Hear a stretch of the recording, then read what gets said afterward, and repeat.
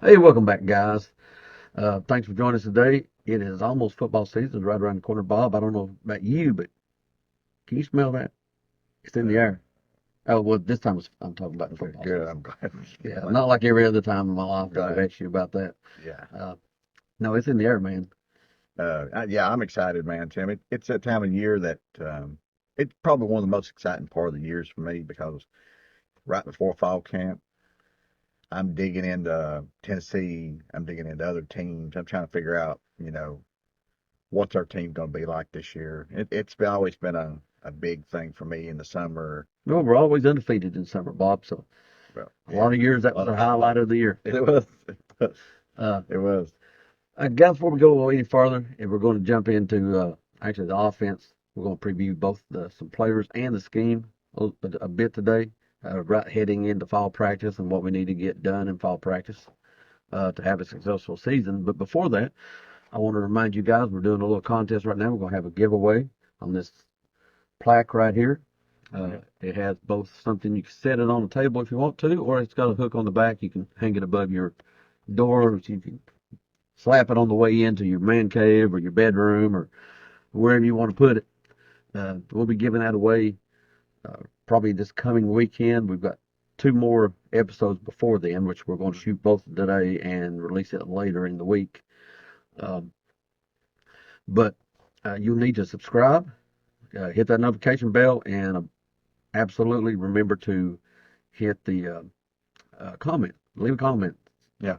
That's how we're going to get back in touch with you. Yeah, Uh, got to do that. Then watch for that. When we draw this, we'll do the drawing on the video next week, and but you can find out if you're the winner that way. But in order to get a hold of you, we're going to comment on your comment. So go back and look at that. We had a problem trying to get hold of the last winner. winner on the giveaway. All right. That said, Bob, while you're actually playing around with that sign behind us that we got from the last video, um, guys, if you like that sign, I know we do. Yeah, But we're going to leave a comment in our description.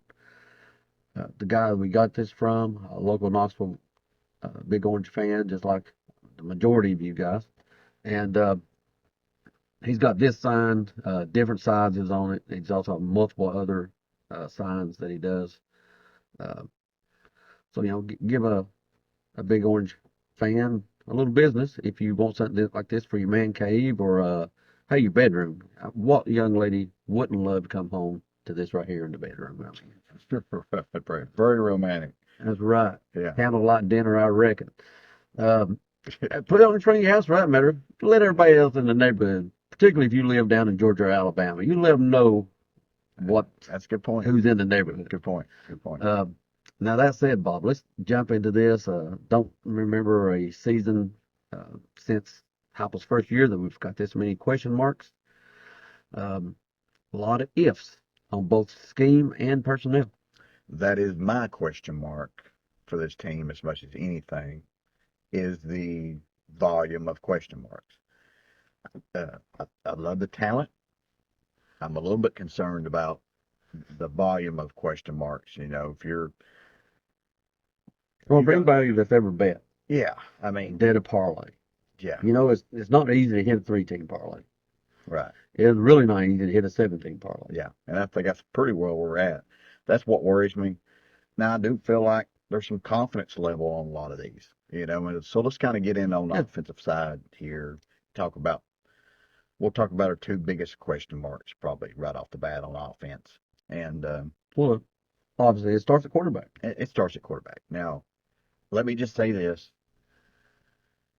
From everything I've heard, Merklinger was fairly close to Nico before he left.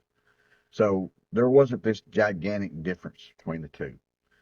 Was Nico ahead of him? Yes. That's from everything I'd heard. He was ahead. Taking all the first string starts, Yeah. snaps, he should be. Game experience, everything. He should be ahead of him.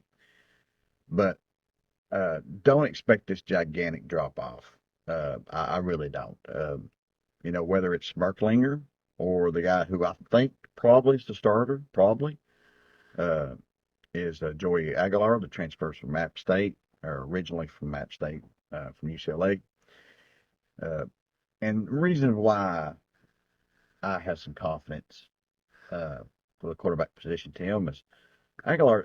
Brent Hubb said something this past week, and something we've mentioned before, that um, go back to Hendon Hooker. Okay, Hendon Hooker, going into the 21 season, Joe had the starting spot. And the main reason was Hooker would not grip it and rip it. He was too tentative. He wanted to throw it short. Yeah, didn't push the ball downfield, and that's you're not going to get playing time under Heupel if you're refusing to throw the ball downfield. Right. So, and Hooker, I mean, you'd listen to the practice constantly. You'd hear Heupel in the background, grip it and rip it, grip it and rip it. He wants you to take the chances deep. You can't hesitate. You spend a half a second hesitating. Honestly, I mean, if you're slow on any of these routes, it hinders this offense. You got to be fast. You got to throw it. And honestly, that's probably the two of the biggest issues with Joe Milton and Nico. They both a lot of hesitation. A split second hesitation. You can't do that. Great arm, great talents, but you got to get the ball out on time. I think that might be a strength of Aguilar. Now at times he's gripped it and ripped it and thrown it to the wrong team. Well, yes. I mean, he's got no conscience when it comes to throwing the ball. He'll come right back and do it again. Same play, next play. Yeah, he don't care. That's somewhat good, as long as it's not back-to-back interceptions. Yeah, and it's not so good. But not so good. That said, I don't think that's going to be a huge problem. Everybody's concerned about his interceptions over at App State, but his interception rate is really in this very, very same neighborhood as both Milton and Hooker's coming out of their respective colleges. He just had a huge volume of pass attempts. Yeah, he had bad offensive line, bad defense. And why does defense matter? It matters whenever you're behind 14-0 first quarter. First quarter, yeah. And you're like, okay, the only way for me to win this game is to take some chances. And sometimes you throw some interceptions. I mean, it's just part of it. I mean, you make some more errors when your defense is bad. Oh, absolutely. And your offense is bad. Offensive line's bad. Yeah. You know what I mean? That's a bad combination. It is a bad combination. So in 24, he's done much better. 23, I mean. So completion percentage better. All that was better. It was. That was the only concern I had looking at his 24 numbers at around 55% or so. In this day and age, 55% is a losing proposition on completion percentage. Yeah. The previous year, he was at 64, I believe it was. And, that's adequate. You can get by with that. That said, that was against mostly App State competition. I mean, right. So he got to step up to the big time. But from what I've seen, I believe he might be a good match for Heupel's offense. That's, I think, the biggest thing. Do I expect Joey Aguilar to be in NFL next year? No, I do not. Is he the most physically talented guy out there? No. Is he a match for this system? I think he is a perfect match for this system. So that's where I think he is has a leg up. Now, could be Merklinger, could be McIntyre, who's probably the most talented of those three. And so, I mean, I think the quarterback position, not a position that I think will be okay there. I mean, could be really good, could be good. I don't expect it to be horrible because I feel like one of those three guys is going to get it done. Well, yeah, Bob, and I think something else we can look forward to this year is more the quarterback moving. Yeah. And more. Last year they didn't want Nico to do that because Merklinger was a true freshman. Yeah. And didn't have a clue. Right. This year we do still have another true freshman in the room, but his grandfather was former head coach at Vanderbilt, so I mean he's lived it his entire life. Right. And Merklinger has a good full year in the system. So if for Aguilar, Merk was to win the starting job, you don't have that hesitation about letting your quarterback run, which will, I believe, help this offense out tremendously. Yeah.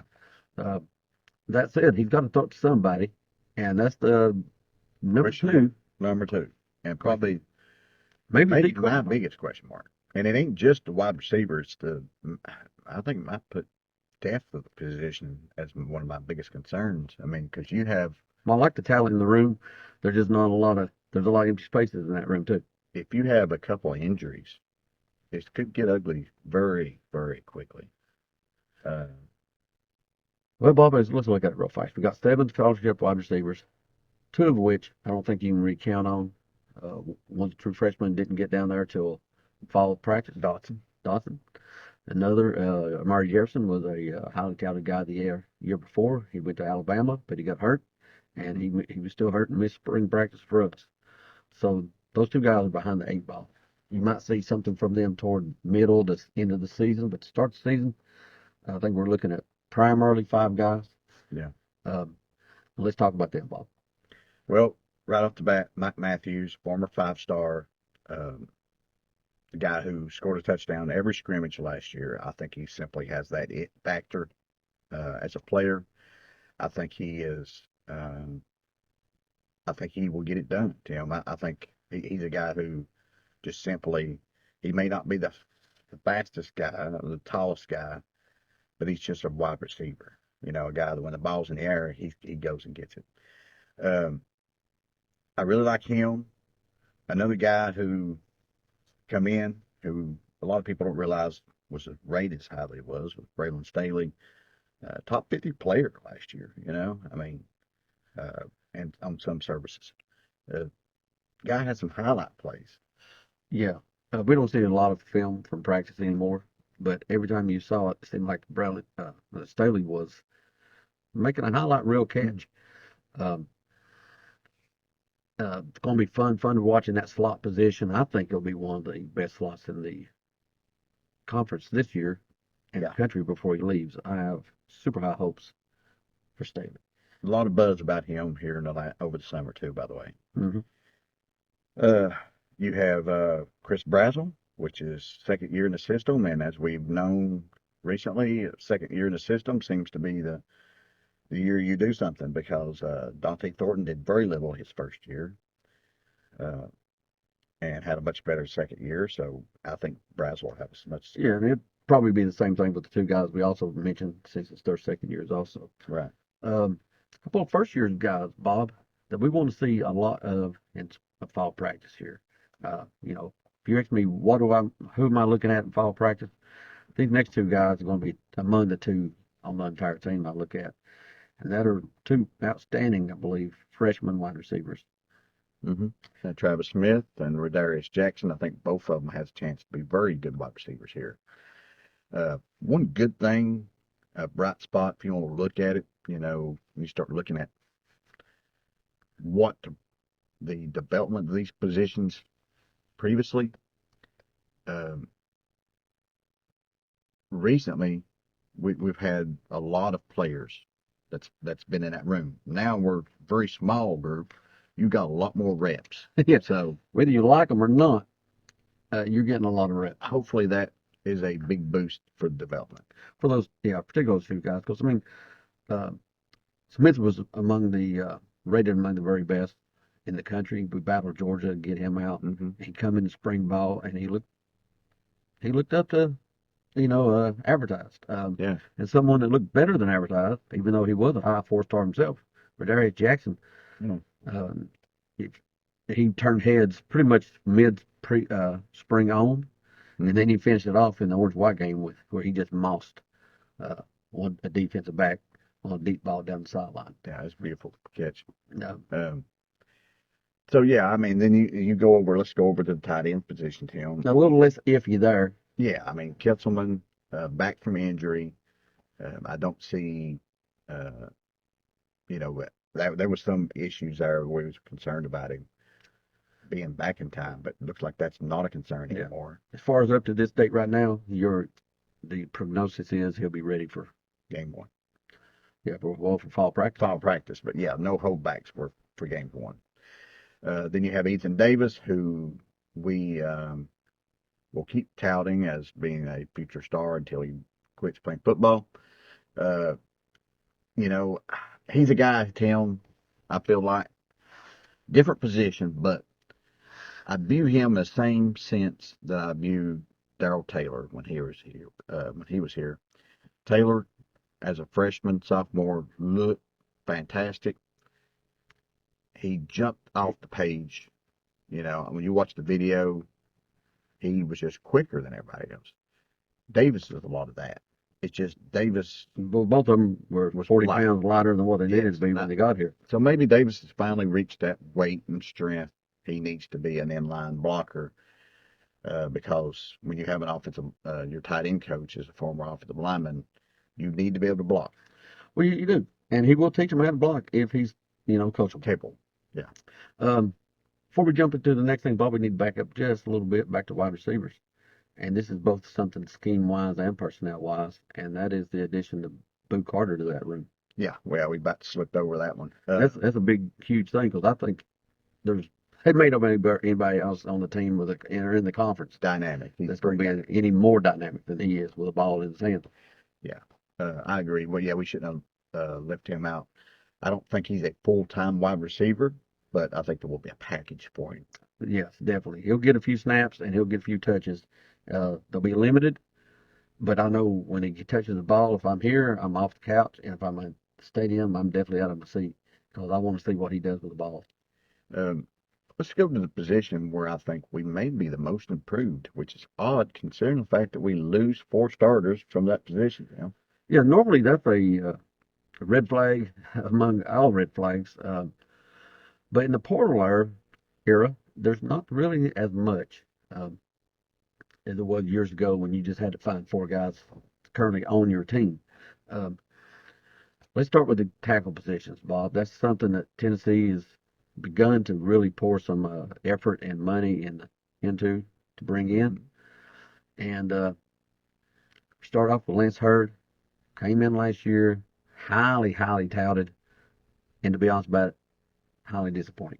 Yeah, oh yeah. And but, I think though, Tim, you'll see a huge improvement out of him. I think he may be. If you was to say who's the most improved player from last year to this year, I think it's going to be Lance Hurd because Hurd overweight and out of shape last year and banged up some. Now, hang on, Bob. Seems like you're getting a little personal toward me there. You I didn't sure probably- you say Lance Hurd. I didn't say he was slow, Oh, okay. but the guy, you could watch him as each play progressed. He got slower. He was just, you could tell he was wore out, man. Yeah, I mean, he'd flash, but he'd get winded. And he played hurt really a lot more than what we were aware of last year. Yeah. So I expect a huge improvement out of him at left tackle. We got to transfer in from Arizona, Wendell Moy, who Right there beside him. I expect to be an early round draft pick next year. I think. Yeah, for a guard position, he'll be early for a guard. I think he's the best guard we'll have down there since Trey Smith. And you've got center. I guess center right guard's where it's iffy. But Satterwhite, who they really like, either will take that center spot, or if they don't think he's capable of being the center, I think it's going to the transfer from Notre Dame, Pendleton. And then you have Pendleton, I think, starts either center or guard 1, I believe. And then if Pendleton plays center, then I think you have the right guard will be either Sam Umaroff or probably Jesse Perry, who they really like somewhere on the field. Yeah, they've shoved him everywhere. It seems like center, guard, tackle. They want him on the field somewhere. But I think offensive line will be better. And then you got David Sanders on the right side, who I think is maybe the most gifted player we've had on our roster in a while. And that's saying something. Well, you don't find too many people his size that can move like him. He played even played some linebacker at times in high school and did not look out of place athletically.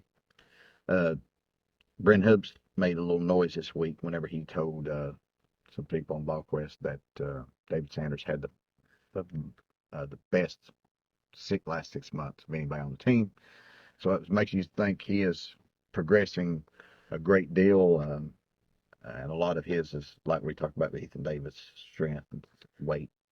Well, I mean, you expect him to, be among those if he's going to play at all this year. Hmm. Uh, both technique wise, knowledge of the system, and he just didn't come in with man strength, and it's going to be a Right. while before he gets all of it. But he's come in around 275, 280. He's already up around 300. Maybe by the time fall practice kicks off, probably be a little bit over, Yeah. and then probably be a little bit on or under 300 by the time the season kicks off. Yeah. But he's lived in the weight room. He's had a successful time in there, and look, he's going to be a lot better in November than he is August, September. But I think we got somebody that um, is not just a fixture for the future, but we're going to be happy with in 2025. Right. I agree. Uh, but then Tim, you go running back. A lot of national uh, analysts, they will say, "Oh, that's something to worry about if you're Tennessee. They lost Dylan Sampson." I don't think they're right on that. I really don't. I mean, nothing against Dylan Sampson, but I think combination of improved offensive line. I think the fact that we have a, I think we'll have a quarterback who's willing to throw it deep and connect possibly on deep passes, which will give us a little more space. And I think, we're capable at running back. I mean, Deshaun Bishop looked good last year. And Peyton Lewis, talented. Star Thomas, starting running back from Duke, brought in.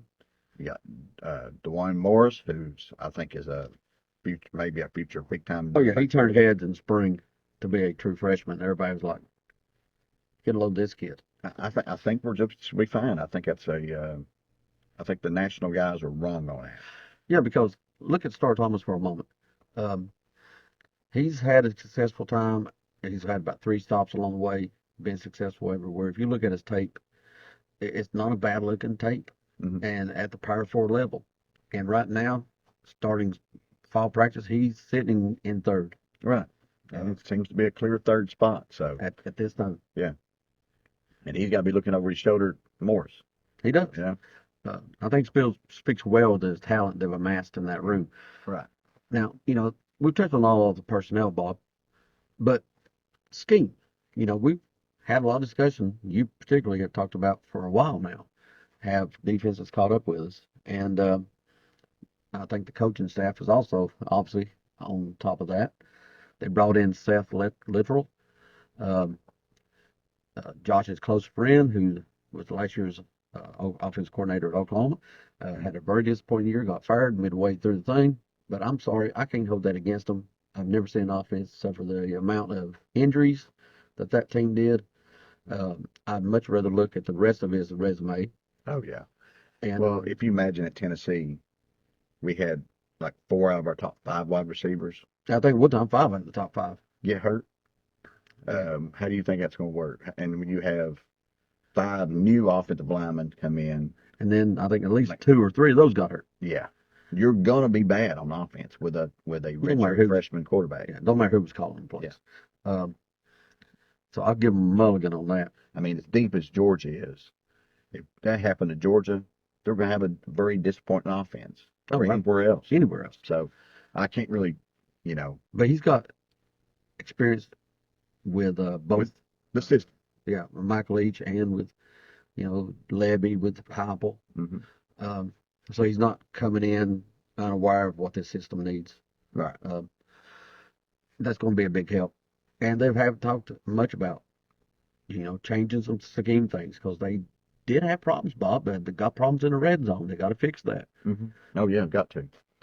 And I think we'll be improved at that spot, Tim. I really do, and I think it's because offensive line play, man. I really think that offensive line play will be better. You've also got the threat of quarterback running there. Yeah. Both the guys, I believe, will take it. I mean, not Better that than- Debo was a bad runner. They just, I Or think Milton, they for felt, that matter. I mean, they just felt like they didn't want to run him.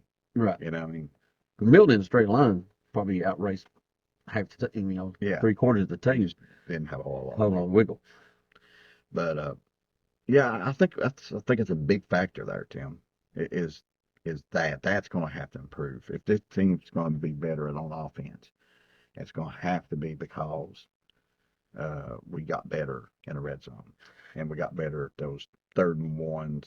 When if it's 3rd and 1 or 3rd and 2, and you can't run the ball and get it on a consistent basis, you don't have a good offense, and you're not going to win a lot of ball games. No, you're not.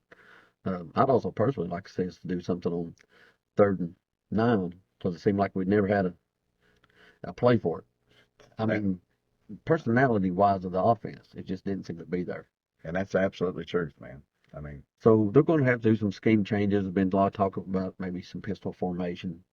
mm-hmm. Of course, bringing in Boo Carter on that side of the ball, they'll probably have a couple of things that some 3rd down plays to get the ball in his hand real quick. See if he can pick up 6. Well, I mean, maybe that's your answer, man. Maybe it ain't a 8-yard, 9-yard, 12-yard pass. Maybe it's a 5-yard pass that somebody like Boo Carter takes another 8, 10 yards. You know what I mean? It's very possible. I know there's a lot of pressure on Hasley this year to produce. Especially since you may have just hired your replacement in Seth Luttrell. Yes. So guys, once again, thank you for joining us. Remember to hit that subscription button, hit that like, the notification bell, leave that comment so you can enter into the contest and grab this plaque for your home. And Bob, you want anything else to add? I think that's about it, Tim. I think the offense will be better, and in general, I think it will be more effective. Yardage may be similar, but I think it will be a more effective offense. Well, we score more. Yeah. That was bottom line. Score more. Yeah. With that said, go Big Orange. Go Vols.